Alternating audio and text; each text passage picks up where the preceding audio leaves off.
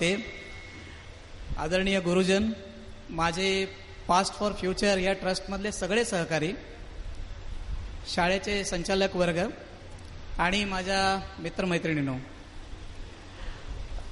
Actually हे fast for future जे trust आहे ते कसं जन्माला आलं, त्याचे उद्दिष्ट काय आहेत, ते का करावं असं वाटतं, हे सगळं सांगण्यापूर्वी मला एक तुम्हाला पहिली गोष्ट सांगायला लागेल की आज जेवढे माजी विद्यार्थी आहेत ते आपापल्या करिअरमध्ये, आपापल्या लाईफमध्ये कदाचित सेटल्ड असतील, वेल सेटल्ड असतील, कदाचित कम्फर्टेबल असतील, काही फार अपवादात्मक असे असतील की जे स्ट्रगल करतायत अजूनही.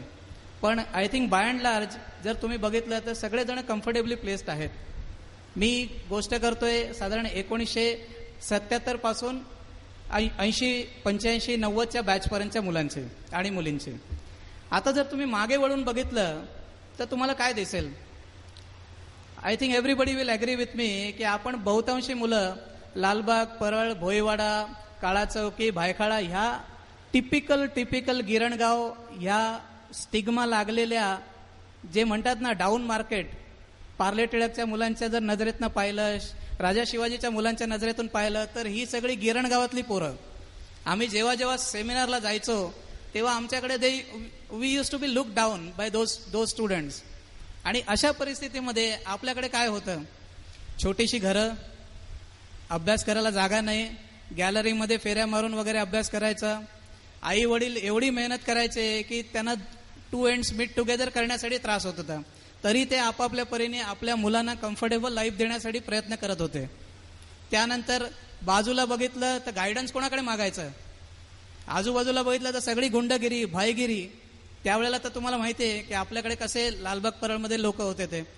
आणि अशा परिस्थितीमध्ये एवढं निगेटिव्ह एन्व्हायरमेंट होतं आपल्याकडे.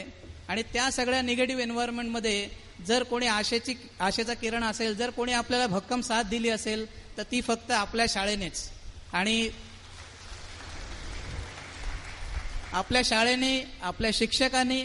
म्हणून तरी आजही जेव्हा कुठल्याही कंट्रीमध्ये आपल्या कुठल्याही विद्यार्थ्याला जर विचारलं तर पहिला शब्द तोंडून निघतो माझी शाळा. आपली शाळा नाही, माझी शाळा. आणि that shows that we owe lot to our school, our teachers. आता जर तुम्ही बघितलं शाळा म्हटल्यावर काय, शाळा is not about bricks and mortars. शाळा म्हणजे दगड माती हे काही नाही. शाळेने आपल्याला काय दिलं? शाळेने जर तुम्ही बघितलं आपल्याला शिक्षण तर दिलंच, आपल्याला एक डिसिप्लिन दिलं, आपल्याला एक लाईफ कसं जगावं आणि काय करू नये ह्याच्यासाठी आपल्या शिक्षकांनी अहोरात्र मेहनत घेतली. म्हणजे मला अशी अगणित उदाहरणं आहेत की आता ती सांगितली तर बहुतेक मला 2-3 तास भाषण करायला लागेल. की आपल्या शिक्षकांनी पर्सनल इंटरेस्ट घेऊन आपल्या माजी विद्यार्थ्यांना मदत केलेली आहे, पैशाची, शिक्षणाची, त्यांना इतर सोयी उपलब्ध करून देण्याची, सो दॅट आपले सगळे स्टुडंट्स त्या निगेटिव्ह एन्व्हायरमेंट पासून इन्सुलेट होतील. आणि हे सगळं आपल्या शिक्षकांनी जे केलं त्यांनी आपली करिअर घडवली. जर तुम्ही बघितलं आज एवढे सगळे आपले डॉक्टर्स आहेत, इंजिनियर्स आहेत, सिंगर आहेत, ऍक्टर आहेत, खेळाडू आहेत, लॉयर्स आहेत, आता दीपाली विचारे सारखे कोरिओग्राफर आहेत, संजय खापरे सारखे ऍक्टर आहेत, दीपक वाळके, इकडे ही जी मंडळी बसलेली आहेत, ही सगळी घडवण्यामध्ये माझ्या मते त्यांचं स्वतःचं तर कॉन्ट्रीब्युशन आहेच, पण शाळेने जे केलेलं आहे ते कॉन्ट्रीब्युशन खूप महत्वाचं आहे. आणि जसं आता विवेक म्हणाला, हे ऍक्च्युली आपल्यासाठी ऋण आहे. पण जसं म्हणतात ना, काही ऋण फेडता येत नाही, काही कर्ज इनफॅक्ट फेडूच नाही. तसं हे एक कर्तव्य आहे जे आपल्याला आता पार पाडायचं आहे. आणि ऍक्च्युली काही जी मध्ये स्थित्यंतरे झाली आहेत शाळेमध्ये, त्यामधून एक विचार आला की आता हे ऋण परतफेड करण्याची थोड्याफार प्रमाणामध्ये वेळ आलेली आहे. आणि त्या विचाराने मग काही आपले माजी विद्यार्थी आम्ही एकत्र येऊन या विषयावर चर्चा सुरू केली. आणि त्याच्यातूनच ऍक्च्युली एक असा म्हणजे विचार आला की शाळेचं ट्रस्ट स्थापन करावं. त्यासाठी आमचे ट्रस्टमध्ये जे BOTमध्ये आहेत, मुकुंद माडेकर आणि मुरारी माडेकर, ते प्रतितयश लॉयर आहेत, त्यांनी इंडिकेट केलं की आपल्याला ट्रस्ट करायचं आहे. आता ट्रस्ट करायचं म्हटलं की नाव काय ठेवायचं? टिपिकल एक जर तुम्ही बघितलं की शाळा मराठी मीडियम आणि नाव आहे इंग्लिश, तर कॉन्ट्रोवर्सी होऊ शकते. पण आता कसं आहे की गोईंग फॉरवर्ड आपल्याला ह्या ट्रस्टला एक कॉर्पोरेट स्ट्रक्चर द्यायचं आहे, त्याला एक कॉर्पोरेट लुक पाहिजे. आणि जर फंड कलेक्शन आणि फंड रेझिंग ड्राईव्ह करायचं असेल तर there are lot of corporates who have got CSR, corporate social responsibility, आणि त्या प्रोग्रामच्या अंडर जर काही मदत निधी करायचा असेल तर त्याला एक इंग्लिश नाव असावं, म्हणून पास्ट फॉर फ्युचर हे नाव अस्तित्वात आलं.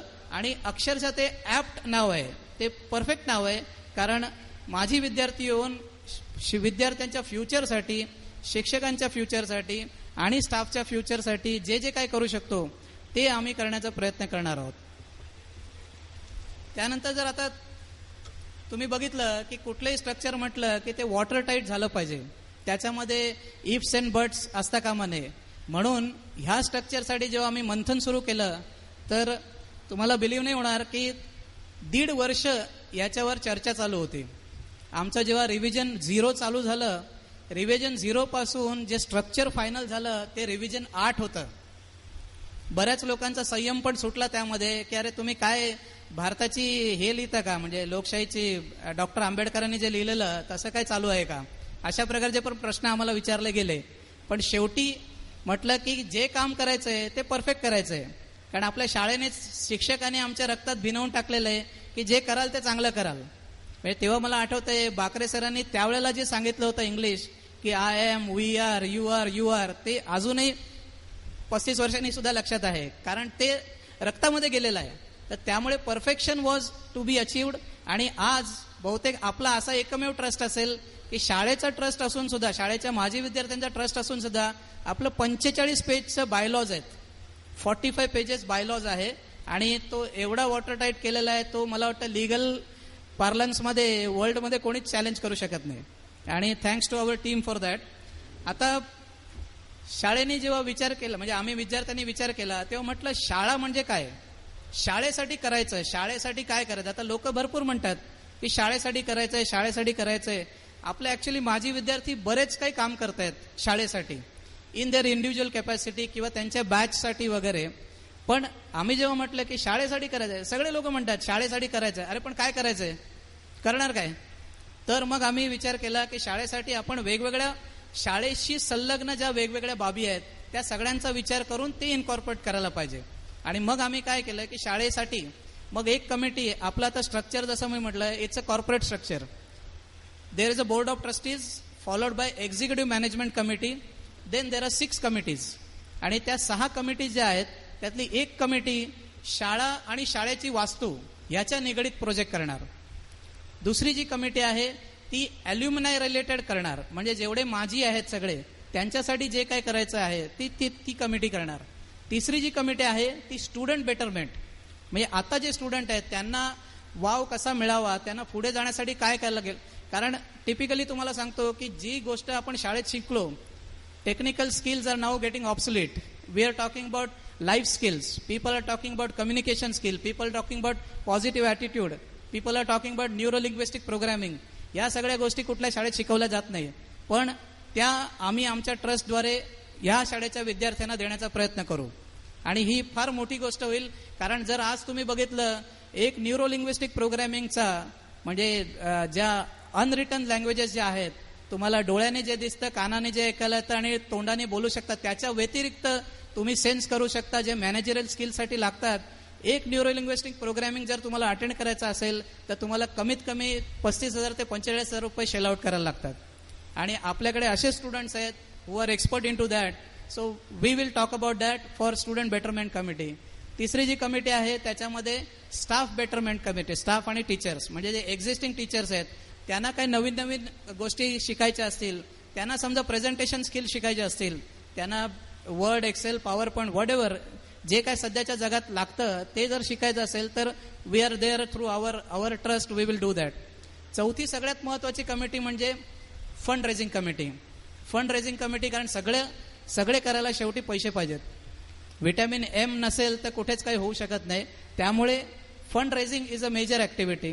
त्यानंतर आपली जी आहे पेट्रन कमिटी, म्हणजे आता सगळे आपले जेवढे शाळेचे विद्यार्थी, माजी विद्यार्थी, कॉर्पोरेट मेंबर्स, लाईफ मेंबर्स, ह्या सगळ्यांचे काही ग्रीव्हन्सेस असतील, त्यांना काही अडचणी आल्या, त्यांना काही जे सिस्टम, त्यांना काही सर्टिफिकेट्स लागतील, ती सगळी जी करायची आहेत ते that will be done by this committees. आणि आता कसं झालंय की आपल्याकडे आपले काही माजी विद्यार्थी जे आहेत त्यांनी स्वतःहून पुढाकार घेऊन याच्यामध्ये त्यांनी स्वतःच सांगितलं की आम्ही ह्या कमिटीमध्ये इन्व्हॉल्व्ह होतो. आणि मला आवर्जून त्यांची नावं सांगायला आवडेल की महेंद्र पवार, दत्तात्रय उदास, सुबोध गुप्ते, भूषण धापटे, कल्पना गोंडे, राजेश देसाई, विलास पवार, डॉक्टर विलास पवार, संजय सावंत, मुरारी माडेकर, संतोष मसूरकर, विजय मुळीक, सुनील लाड यांच्यासारखे जे आपले माजी विद्यार्थी आहेत त्यांनी स्वतःहून वाहून घेतलं या प्रोजेक्टसाठी.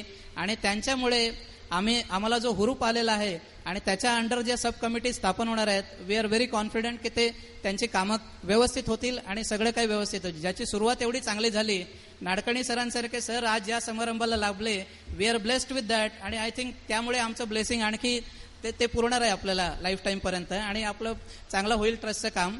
आता जसं हा म्हणाला विवेक की ट्रस्ट, लोक काय म्हणतात, ट्रस्ट इज ट्रस्टवर्दी आणि it is known by the people who are on the helms of the affair.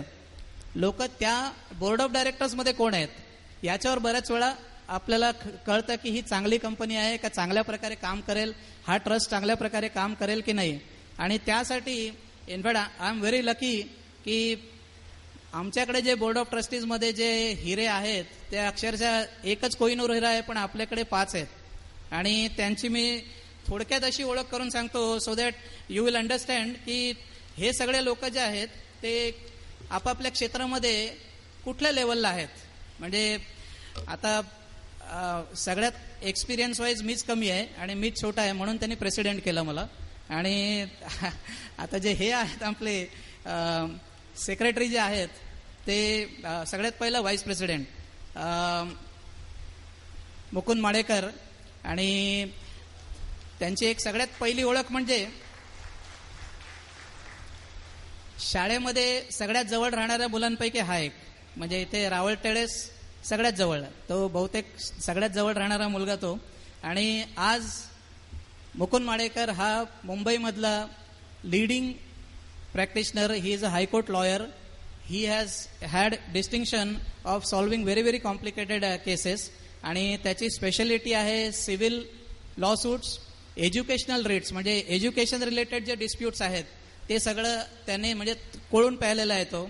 त्यानंतर क्रिटिकल डॉक्युमेंटेशन, क्लिनिकल डॉक्युमेंटेशन आणि प्रॉपर्टी रिलेटेड जे मॅटर, आता तुम्ही जे भूग्रहण कायदा म्हणताय त्या कायद्याविषयी आणि त्या म्हणजे रेंटल रिलेटेड काही असेल, रियाल्टी रिलेटेड, ते मुकुंदपेक्षा जास्त कोणी जाणत असेल असं मला माहिती नाही. पण आणि तो आणि त्याचा भाऊ मुरारी माडेकर हे दोघे मिळून एक मोठी लॉ फर्म मुंबईमध्ये चालवतात. आणि we are very happy that Mukund is our vice president. ट्रस्टमध्ये महत्वाची पोस्ट असते सेक्रेटरी, म्हणून आम्ही चांगल्या माणसाला निवडलं त्या ट्रस्टसाठी. म्हणजे त्याला गळच घातली. इनफॅक्ट त्याला काय गळ घातली, त्यानेच सांगितलं की हा ट्रस्ट आपल्याला अशा प्रकारे करायचा आहे. आणि तो nobody else but it is doctor Sunil Gupte. बऱ्याच लोकांना वाटतं की सुनील गुप्ते शाळेसाठी अमेरिका सोडून आला, पण ते खरं आहे. त्याला शाळेविषयी प्रेम आहे, त्याला शाळेविषयी काहीतरी करण्याचे दुर्दम्य हे आहे. त्यामुळे त्यांनी फर्स्ट ऑफ ऑल त्याचं क्वालिफिकेशन म्हणजे he is an engineer, he is an agricultural engineer. He did his masters ME master of engineering from Asian Institute of Technology in Bangkok. त्यानंतर मग तो म्हणाला एशिया वगैरे सोडून देवा, आपल्यासाठी America is the best. So he move to America. अमेरिकेमध्ये त्यांनी PhD केलं. जर तुमच्यापैकी ज्यांना अमेरिकेविषयी माहिती आहे, Rutgers University is one of the well known university in New Jersey in New York. He did PhD from that. आता बरेच लोक म्हणतात PhD झाला आता बस झाला, चायला आता किती काय करायचं लाईफमध्ये. पण साहेब थांबले नाहीत. ही डीड पोस्ट डॉक्टरेट, त्याला पोस्ट डॉक म्हणतात. आणि he did it also from another big University of Georgia in Athens. आणि हे सगळं अमेरिकेमध्ये करणं आणि अमेरिकेमध्ये राहणं, तर त्यामुळे ते म्हणजे त्यावेळेचे जे प्रेसिडेंट वगैरे होते त्यांना आवडलं. ते म्हणाले तू इकडेच राहा. त्याने अमेरिकन सिटिझनशिप देऊन टाकली साहेबांना. आणि पण सध्या सुधीने